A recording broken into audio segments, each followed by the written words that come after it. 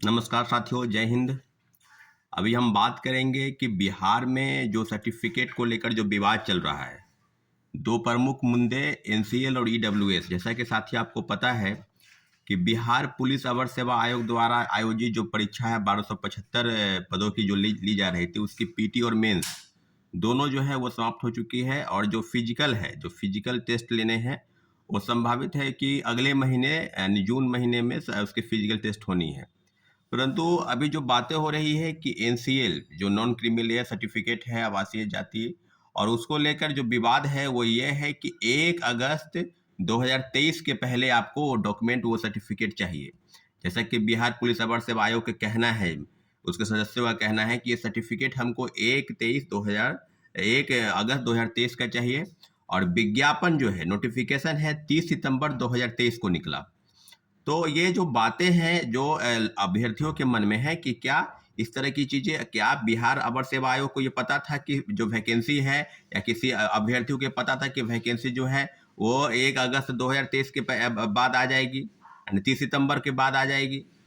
तो सारी चीजों पर जो विवाद है वो बिल्कुल तुगलकी फरमान जैसा है। इन सारे विषय जो है ये ऐसे हैं कि जैसा लगता है कि छटनी करने का प्रयास है।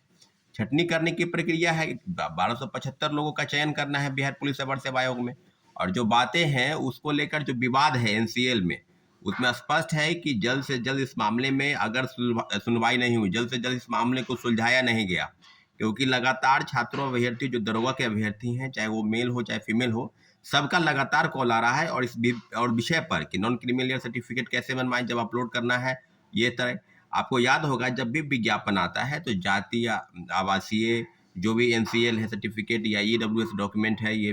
ये फॉर्म भरने के जो बाद होती है, कई लोग जो है फॉर्म भरने के बाद फॉर्म जब अप्लाई होता है उस समय वो अप्लाई करते हैं। जाहिर सी बात है कि 1 से 1.5 महीने तक सारे फॉर्म विज्ञापन में जो है वो फॉर्म भरने की डेट रहती है, और इनका जो है वो एक एक महीना पहले चाहिए। यानी कहने का मतलब है कि इस तरह की चीजों से बिल्कुल बचना चाहिए था, परंतु बिहार पुलिस अवर सेवा आयोग ने लगातार छात्रों अभ्यर्थियों को मानसिक रूप से प्रताड़ित किया है। इन सारे विषयों पर जल्द से जल्द संज्ञान हो, और आने वाले समय में जिस तरह की चीजें फिजिकल अपीयरेंस को लेकर जो बातें हैं उसको लेकर भी मुद्दे को सुलझाया जाए। दूसरी प्रमुख विषय है इसके लेकर कि क्या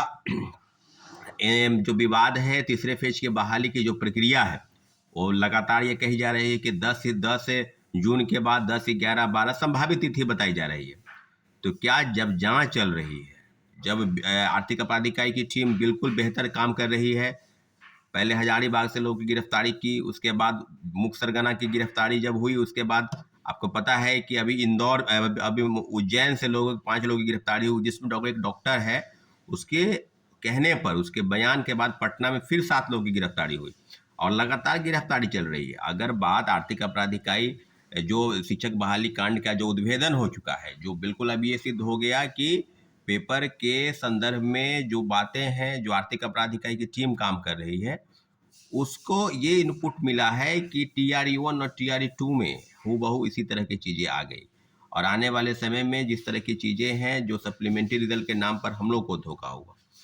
जो सीटेट अपियरिंग बादे बात, एसटीटी अपियरिंग की बात, और 10 वर्ष की उम्र छूट। तो अभी दो प्रमुख विषय हैं जिसको लेकर लगातार हम लोग आंदोलन कर रहे थे, वो है सप्लीमेंट्री रिजल्ट, और दूसरी प्रमुख कि 10 वर्ष की उम्र सीमा में छूट मिलनी चाहिए थी, और 3 बार से अटेम्प्ट को बढ़ाकर कम से कम 5 बार की जानी चाहिए। क्योंकि अगर आपके मन में इस तरह की चीज़ें हैं कि हम 3 बार परीक्षा लेंगे, 4 बार लेंगे, और इस तरह के जो भ्रष्टाचार हुए, जो पेपर लीक कांड हुए, और लगातार लोगों को पैसे लेकर लोगों की बहाली की गई, तो सारे विषय पर अभी अप टू डेट है कि सब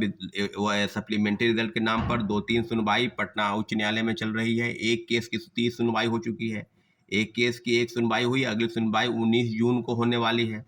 और जो बातें हैं आगे की तरफ, उसमें सबसे प्रमुख विषय है कि 10 वर्ष की छूट और अटेम्प्ट को लेकर 3 बार से बढ़ाकर 5 बार की जानी चाहिए। इन सब विषयों पर चुनाव के बाद जल्द से जल्द हम लोग बात करेंगे। जो नेता हैं, जो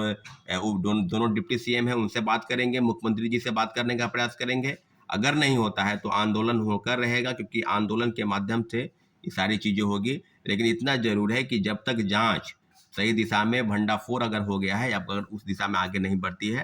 तब तक परीक्षा लेने का कोई औचित्य नहीं है। और आने वाले समय में जिस तरह के बीपीएससी के काले कारनामों का कच्चा चिट्ठा पूरे